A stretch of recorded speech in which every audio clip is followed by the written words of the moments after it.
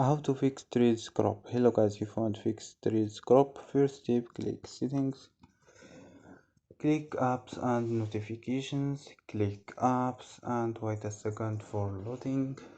After these steps, scroll down for search your app or scroll down or click here search. Go to force stop, click OK and go to storage. Click clear data and click OK and click clear cache.